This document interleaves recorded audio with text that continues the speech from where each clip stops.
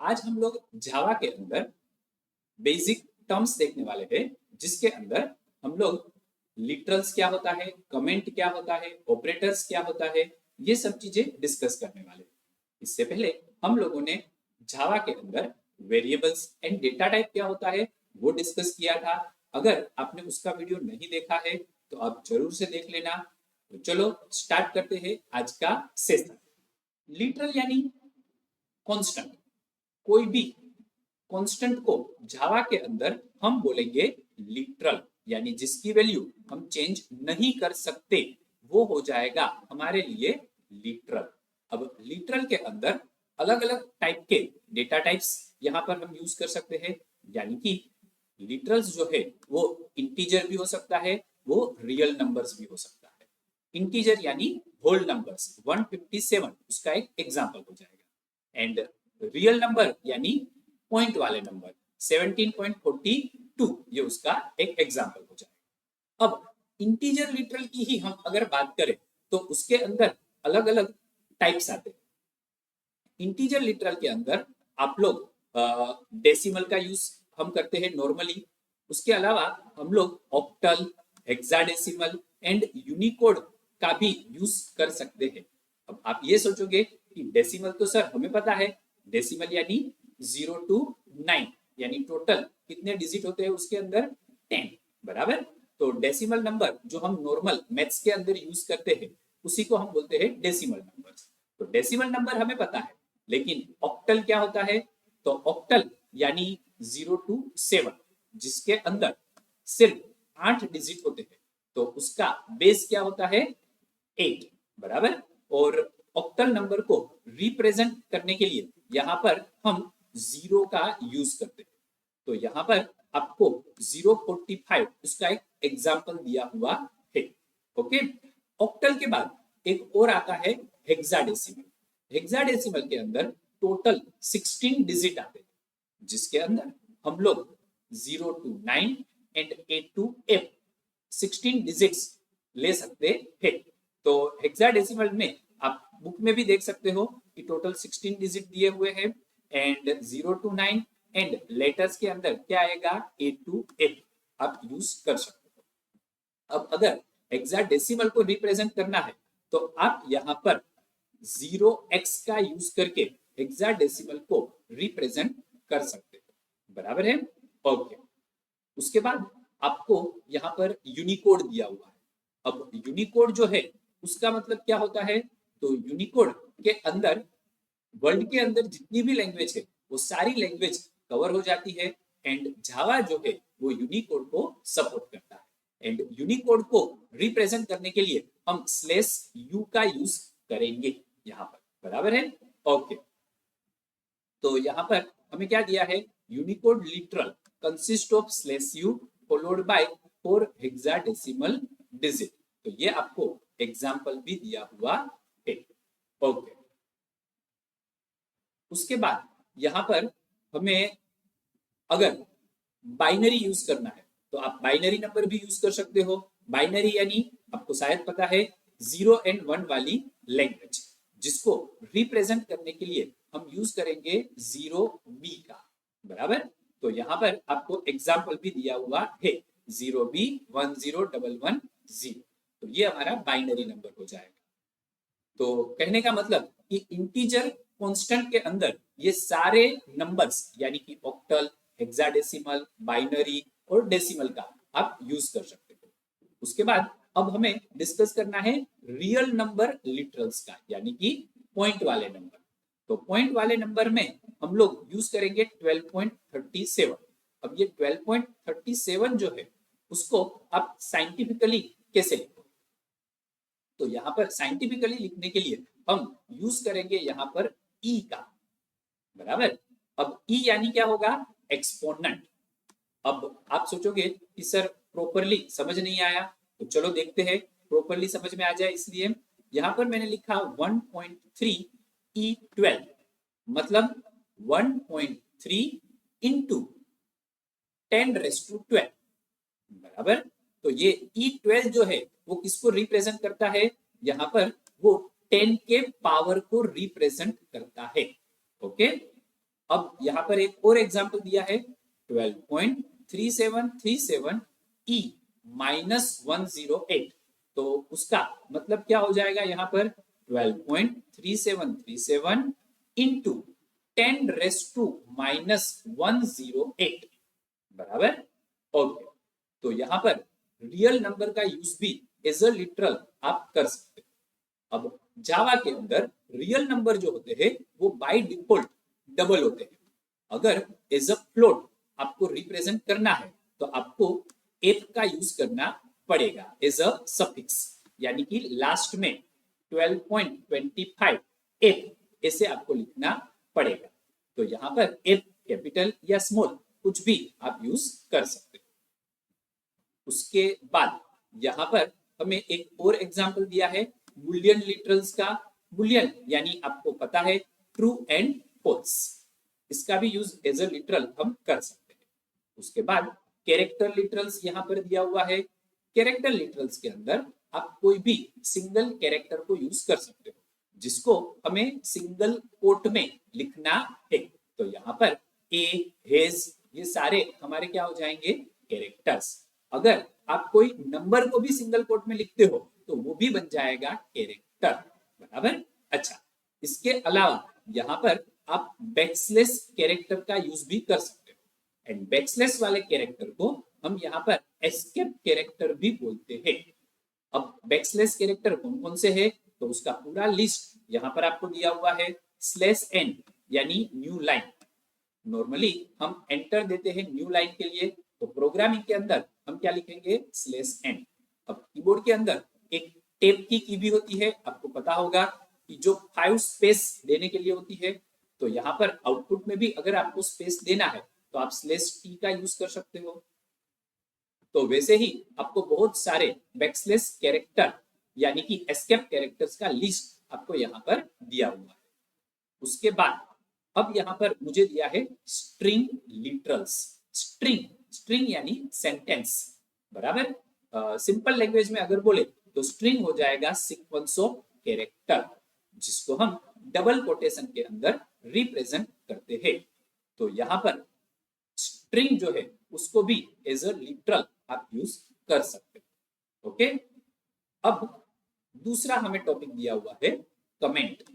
तो यहाँ पर लिटरल हमारा कंप्लीट हो गया। अब हमें देखना है कमेंट। अब कमेंट क्या होता है तो कमेंट यानी कि ये सिर्फ जो प्रोग्रामर है उसके नॉलेज के लिए लिखा जाता है, कंप्यूटर इसको एग्जीक्यूट या तो रन नहीं करता है। तो यहाँ पर हमें दिया हुआ है comment in a program are for human reader only, they are entirely ignored by the computer। तो कमेंट के अंदर आप कुछ भी लिखो कंप्यूटर उसे रीड नहीं करता यानी उसे एग्जीक्यूट नहीं करेगा। अब कमेंट जो है वो भी अलग अलग टाइप की होती है। तो यहाँ पर 3 टाइप की कमेंट जावा ने हमें दी हुई है। उसमें सबसे पहले दिया है सिंगल लाइन कमेंट, यानी मुझे प्रोग्राम के अंदर सिर्फ एक ही लाइन को कमेंट करना है तो मैं यूज करूंगा यहाँ पर स्लैश, डबल स्लैश बराबर। ओके, अब मुझे मल्टी लाइन अगर कमेंट देनी है यानी एक से ज्यादा लाइन को कमेंट करना है तो मैं स्लैश स्टार का यूज करूंगा कमेंट को स्टार्ट करने के लिए, एंड करने के लिए स्टार स्लैश का यूज करूंगा बराबर है। ओके, एंड डॉक्यूमेंटेशन कमेंट जो है वो कैसे रिप्रेजेंट करेंगे स्लैश डबल स्टार करना है एंड जैसे मल्टी लाइन कमेंट करते हैं वैसे ही स्टार स्लैश करते हैं। लेकिन नॉर्मली ये डॉक्यूमेंटेशन कमेंट जो है वो हम यूज नहीं करेंगे यहाँ पर क्योंकि वो स्पेशली जावा डॉक फाइल्स के लिए यूज में आता है बराबर है। ओके, उसके बाद अब हमें नेक्स्ट दिया हुआ है एक्सप्रेशन।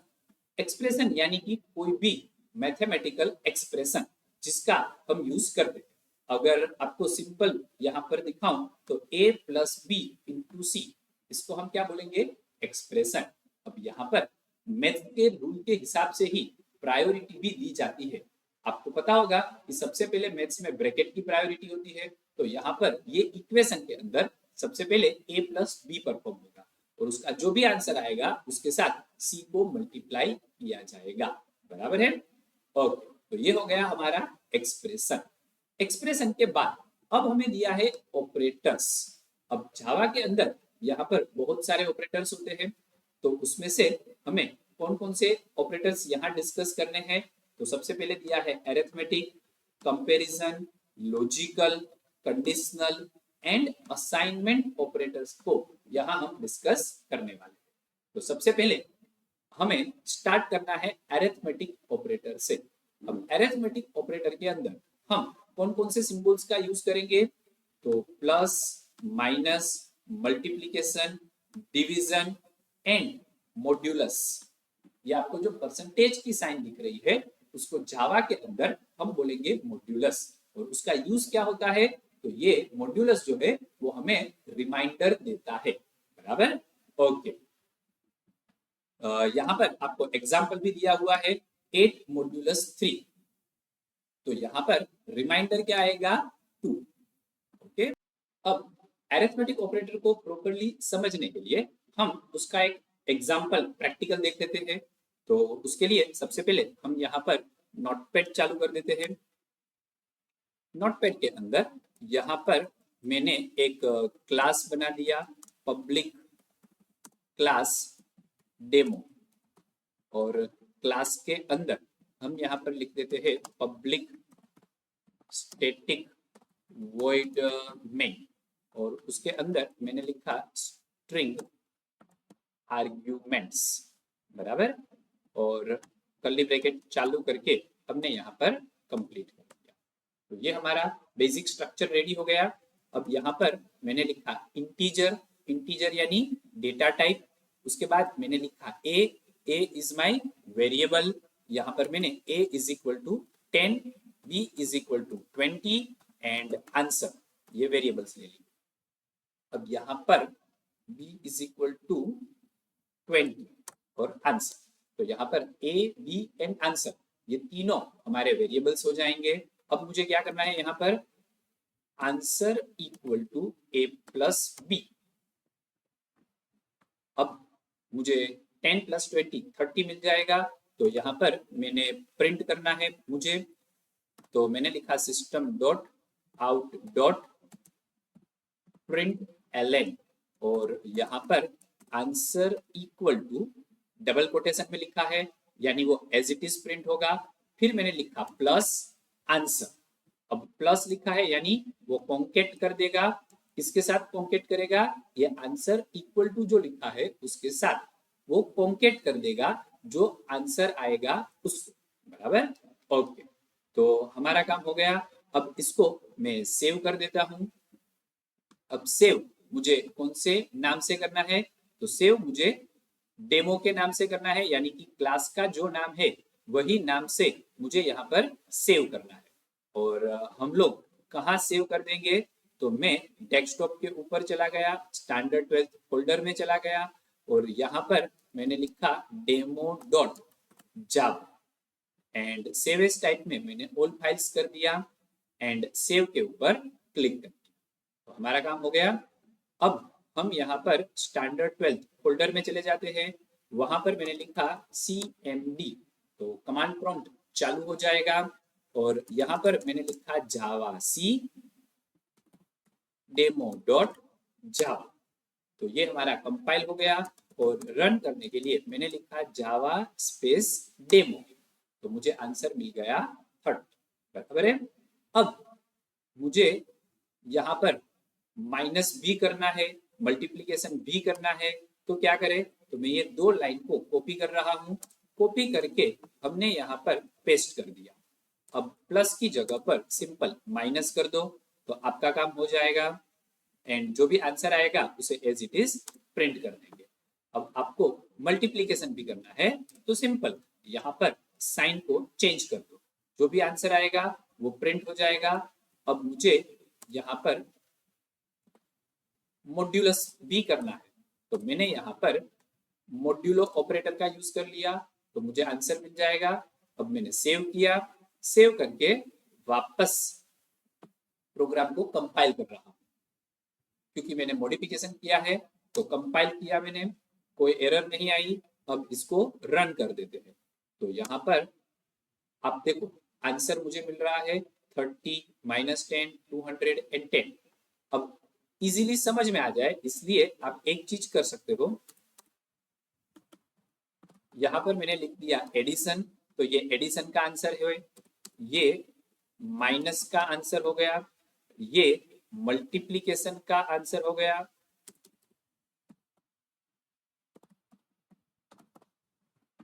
एंड ये मॉड्यूलो का आंसर हो गया।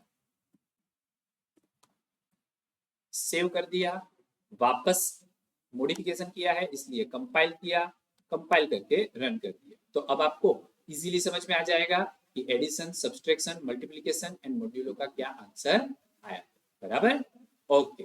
तो आपको पूरा कोड प्रॉपर्ली समझ में आ गया होगा। दूसरे ऑपरेटर्स हम नेक्स्ट सेशन में देखेंगे। आज के लिए इतना ही रखेंगे। Thank you. अगर आपको वीडियो अच्छा लगा है तो इसे लाइक कर देना, एंड चैनल में नए हो तो इसे सब्सक्राइब भी कर देना। Thank you.